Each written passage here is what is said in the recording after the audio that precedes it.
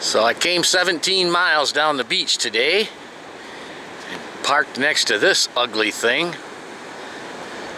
Keep SPI clean. It's pretty big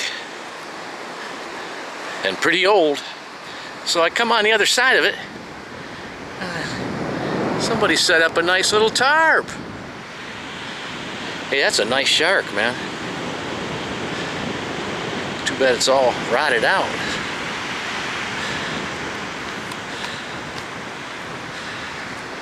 So they got this nice little tarp here, and I show up and I find a smoldering log.